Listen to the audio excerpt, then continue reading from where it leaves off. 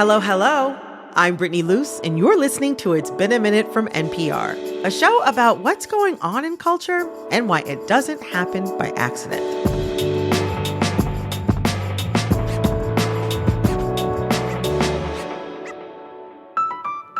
This week, we're connecting the dots between a prison sentence, the presidential election, and 30,000 misleading statements.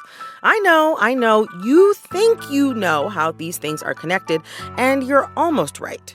It is about former President Trump's guilty verdict, but the connection between these dots is so much more. We're going to find out why with NPR's national political correspondent, Mara Liasson, and NPR's national justice correspondent, Carrie Johnson. Mara, Carrie, welcome to It's Been a Minute. Hey there, Brittany. Happy to be here. Oh, so wonderful to have you both. And really quick, Carrie, can you do me a little favor and tell me who is talking here? Hillary Clinton. I didn't say lock her up, but the people don't say lock her up, lock her up. Okay.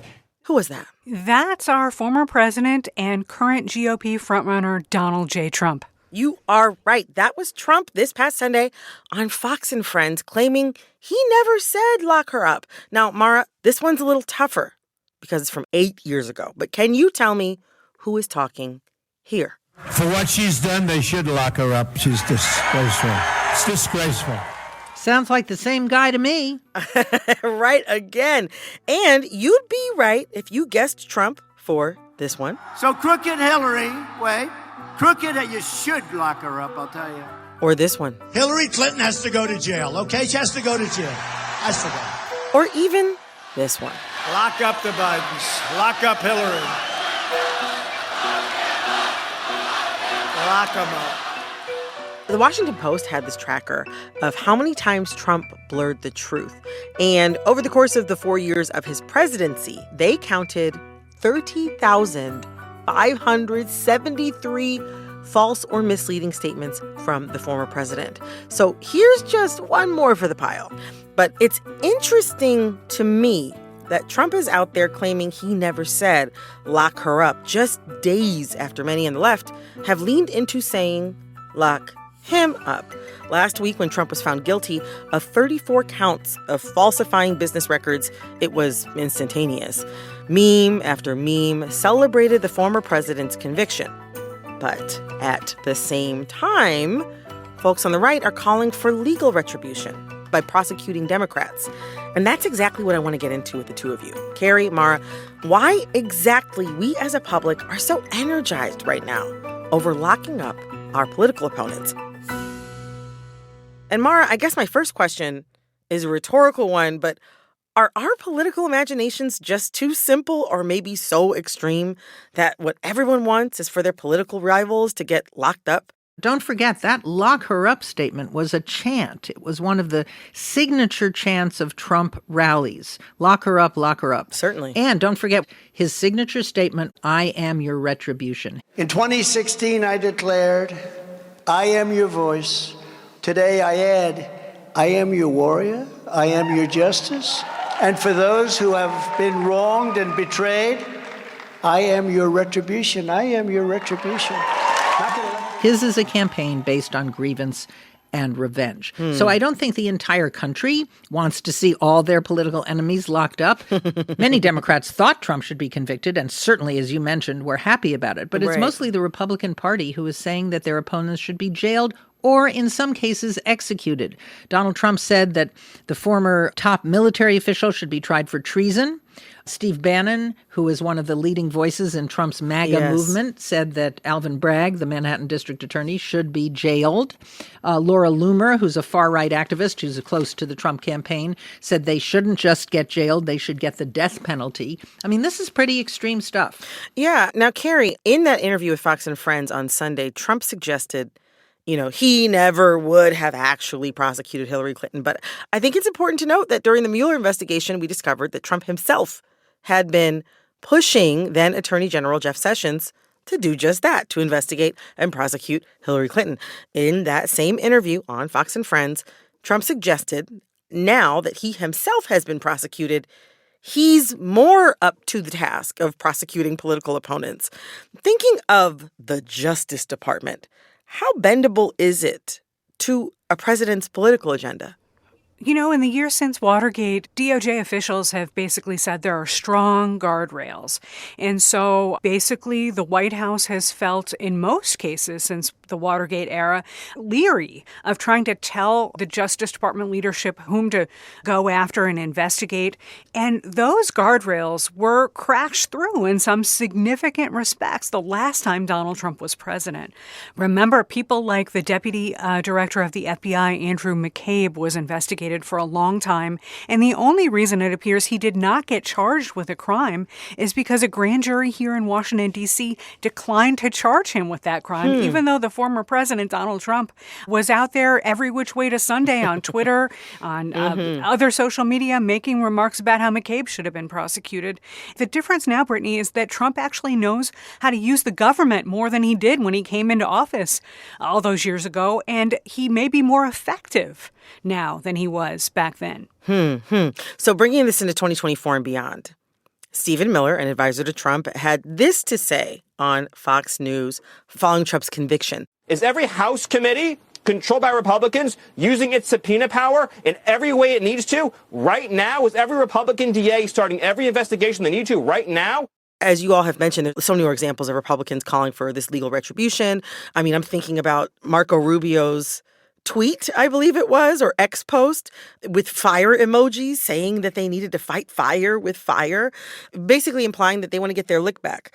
Mara, what does that say about what Republicans, both voters and elected officials, think the justice system is for?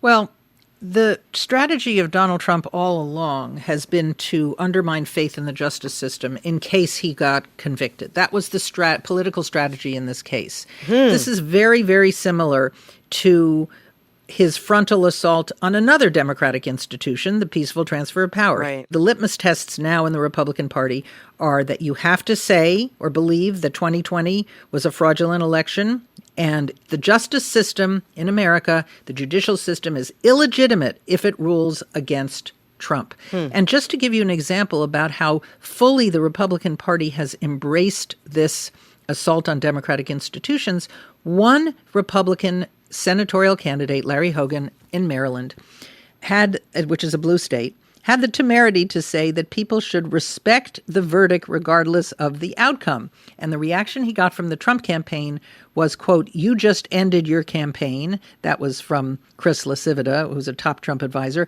And then the co-chair of the Republican National Committee, Donald Trump's daughter-in-law, went on television to say that Hogan doesn't deserve the respect of anyone in the Republican Party. Now, what's significant about this is a Republican Party that would rather support Trump than win elections.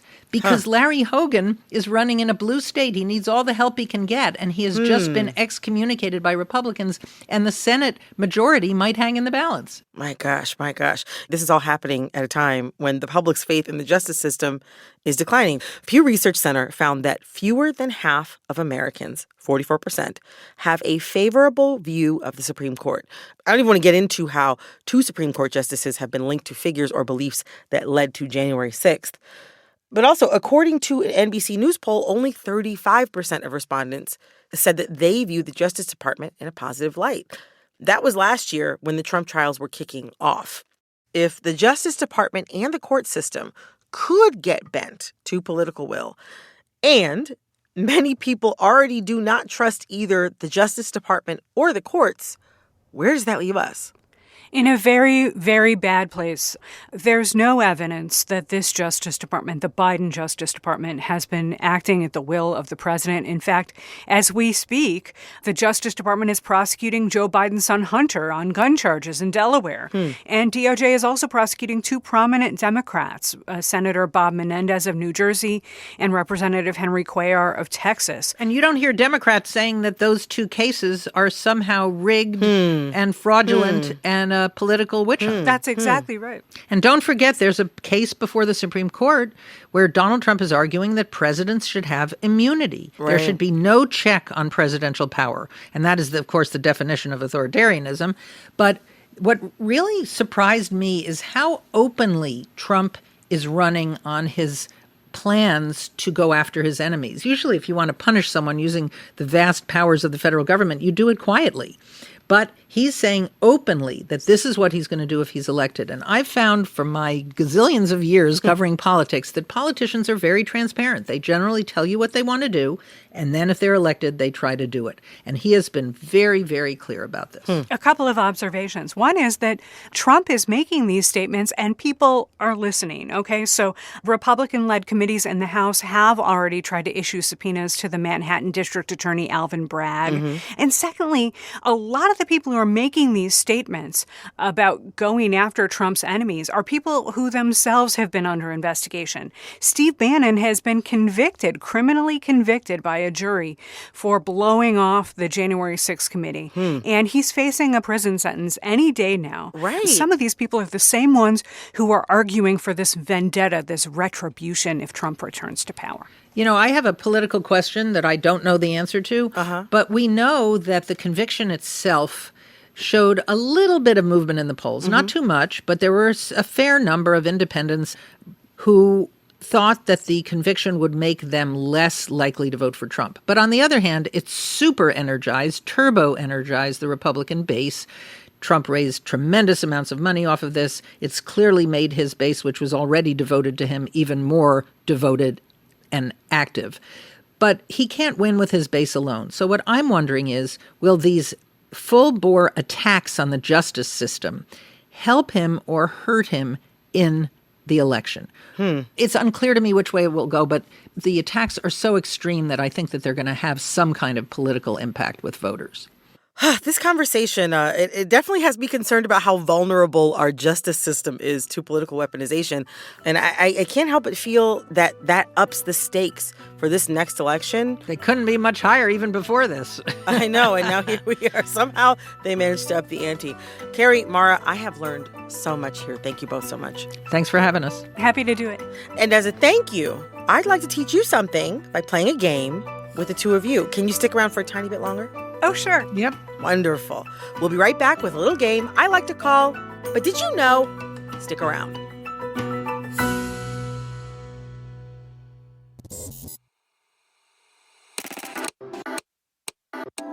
All right. We're going to play a little game I like to call, But Did You Know? Here's how it works.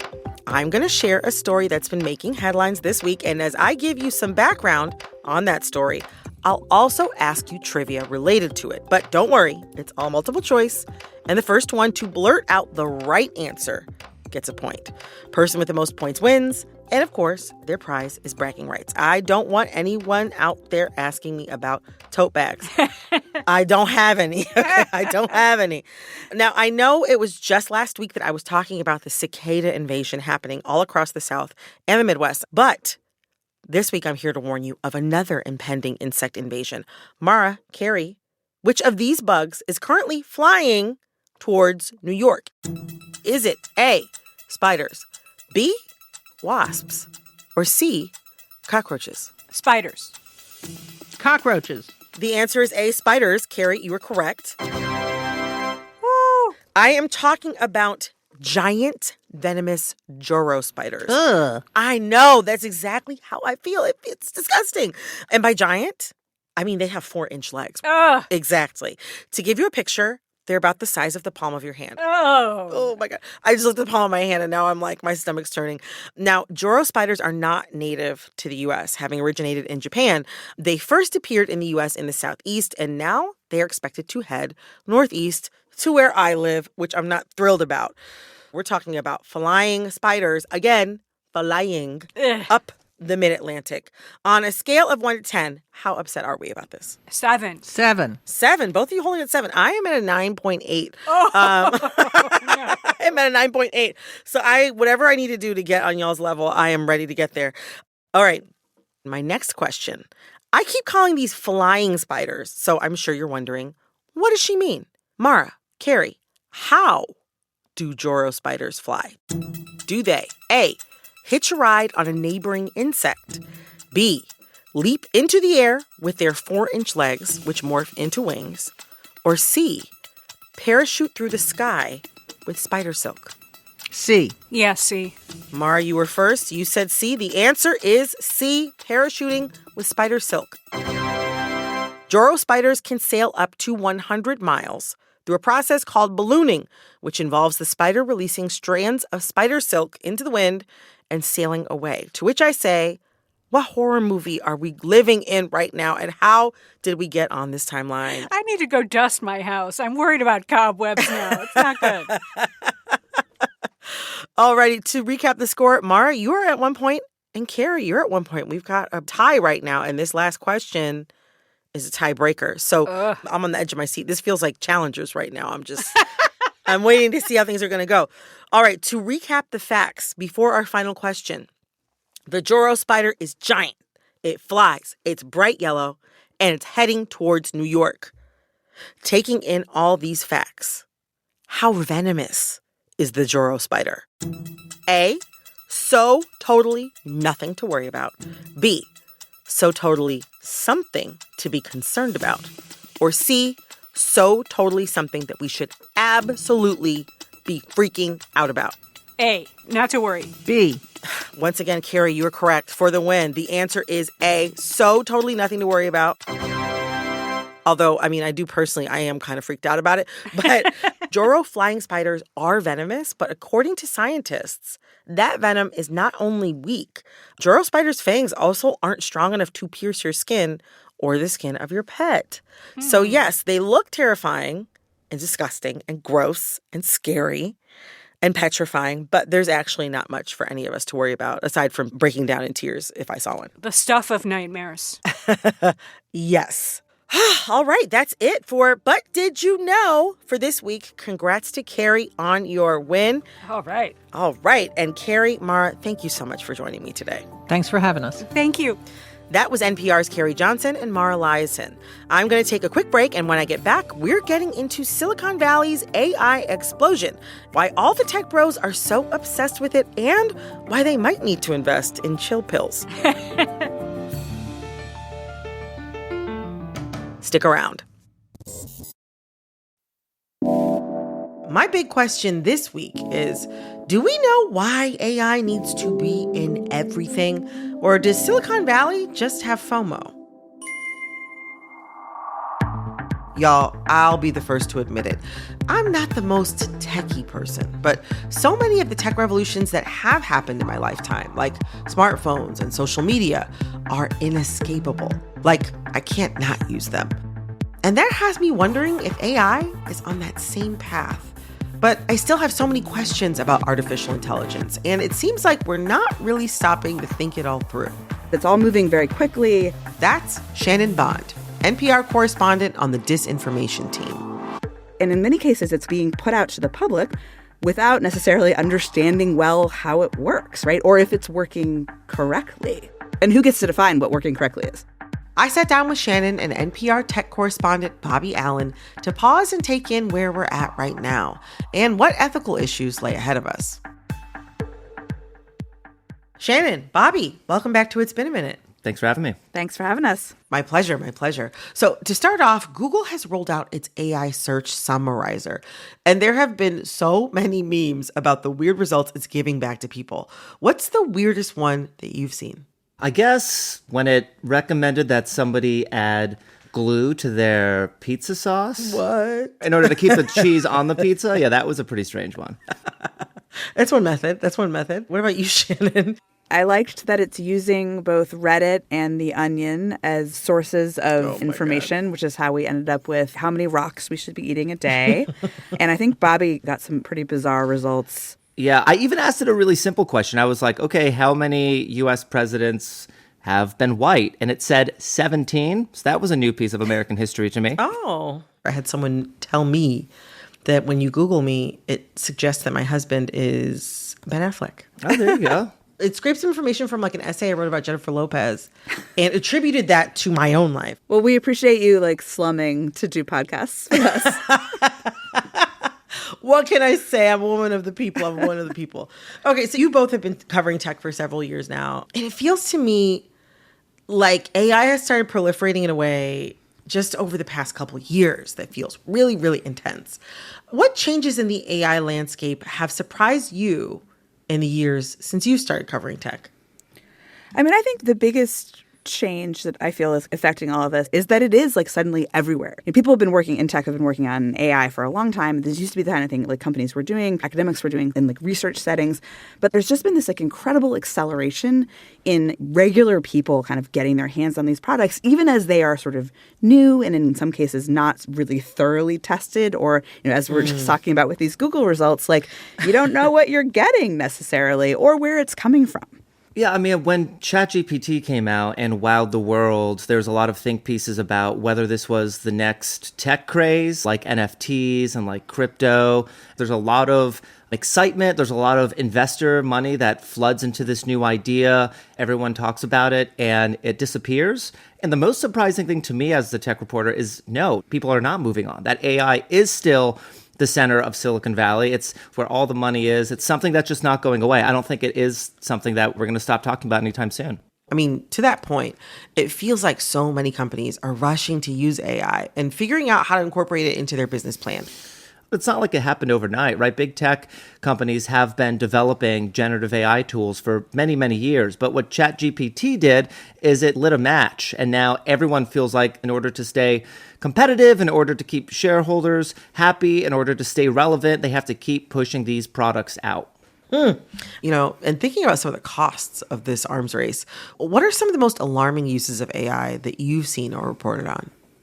I think the most disturbing sort of thing we are seeing right now that is happening is the use of artificial intelligence to create non-consensual pornography, non-consensual sex imagery. It's been used to sort of target and harass women. Really troublingly, it's been used to target and harass children. Gosh. Actually, the first case of someone being arrested for creating AI-generated child pornography. Happened a couple weeks ago, yeah. Which, again, is illegal. And these are not like theoretical issues. These are like real things that are happening. Yeah, there are harms that are happening right now. Another one I'll add to that is AI's voice cloning capabilities. It could be really chilling. There was an example out of Maryland where a principal's voice was cloned with AI to make it sound like he was saying racist things when it wasn't him at all, and it caused a huge crisis at this school. There was another example, I think in Hong Kong. There was a video that was portraying executives at a business, and an employee was convinced through AI videos and voice cloning to transfer $25 million. Oh. To scammers, yeah. To scammers, exactly. But they're harnessing AI in order to impersonate and to dupe people into doing things. Geez, yeah. People are already so vulnerable to scammers without even needing AI. It's scary that AI could add an impression of authenticity to scams that are already really effective. Shannon, you focus on misinformation. How is AI being used to mislead voters, and what does that mean for the election this year? Well, as you can imagine, another popular target for this would be politicians. We've already seen this happen. Back in January in New Hampshire, a Democratic operative used AI to create a fake sounding voice of Joe Biden. They sent it out as a robocall to thousands of voters, and it sounded like Biden discouraging Democrats from voting in the primary. He has been indicted in New Hampshire on criminal charges and is facing federal fines over this. But you can imagine it's created a lot of concern in the political world. Then also there's a term called the liar's dividend. The idea is if it's so ubiquitous that like anything could be AI, then anything could be AI and nothing is real. Say a real video came out that was actually an embarrassing gaffe or something you didn't want to have seen out there. You, the politician, could say, that wasn't me. It was made up, right? I've been targeted. Oh. And I think if you lose that kind of trust, democracy runs on trust in our systems and trust in a shared reality. And I think there's a lot of concern that this is going to represent yet another erosion of that shared reality. Shared reality. That is so astute. Although I feel like we're already way past having that. So you both have shared examples of generative AI leading to damaging misinformation being put out into the world, but it's also taking in a lot of information about us too. A lot of people have been concerned about what AI means for privacy. So what does AI mean for privacy? I think one way to answer that is to talk about a very specific example. It's something that I reported on. There's this company called PimEyes, which allows you to upload a photo, and it uses AI to scan the entire internet. Say I took a photo of Shannon and uploaded it to this tool, PimEyes. It will show me every single instance of Shannon appearing online, many of which she may not have even seen herself. And it goes to this idea of if everyone had PimEyes on their phone and used it on a daily basis, just think about it. You could walk around around Midtown Manhattan, snap a photo of some guy in a suit, and within seconds be able to identify him. So when it comes to privacy, yeah, you're not going to have very much of it if these tools become really widespread. Yeah, I mean, there's a lot of concerns about AI enabling a lot more surveillance. There's also this whole other question around the data collection we've been talking about. I mean, it's maybe like it feels like a less direct privacy harm, but it's definitely a question about privacy. There's a question there about compensation. I also want to ask you about the recent controversy around OpenAI's new voice assistant product, which sounds suspiciously similar to Scarlett Johansson's role in the movie Her, where she played an AI companion. Yeah. I think the reason why the Scarlett Johansson debacle struck such a chord is because it's just an amazing window into something that so many creatives are worried about right now, which is having their original work basically stolen without compensation, without permission. And you're seeing with OpenAI and all of the AI companies, the move fast and break things ethos of Silicon Valley on steroids, right? They're definitely operating under this principle of it's easier to ask for forgiveness than permission. And yes, we are seeing some licensing deals being struck with publishers and others, but a lot of people feel violated. Yeah, we covered AI being trained by human art last year and the artists themselves being pretty upset with that. But I want to move on to what rules we have for AI. I've seen some reporting recently that over at OpenAI, there have been quite a few public departures from a team that's in charge of AI safety. Can you say more about what guardrails are in place for AI?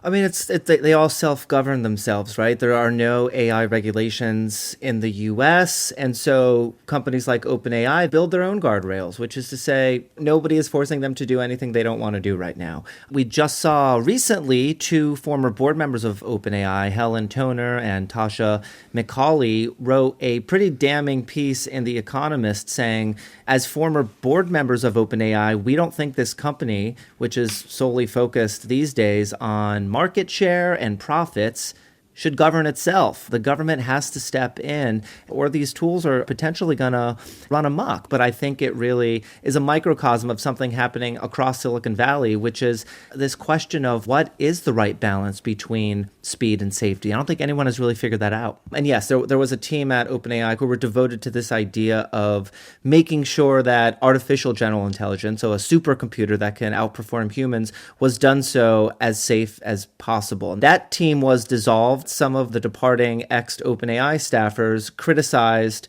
the company, saying that, they seem to be really focused on the latest shiny new toy over the safety concerns that many folks were raising and trying to get buy-in for. But OpenAI announced that they're launching a new committee that's going to be solely focused on what are the dangers of these products and how do we mitigate them.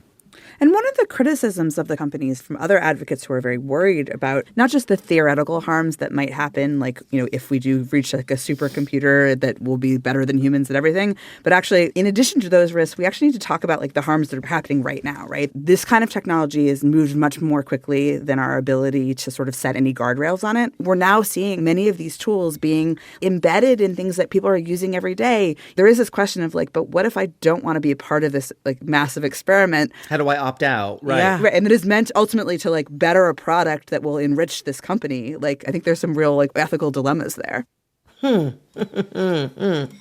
think looking at a rather sudden rise in AI technology, it's pretty easy to focus on a lot of the aspects of this that feel scary or potentially dangerous. But also it seems like there's a lot that AI can do for us. What can AI do better than we can?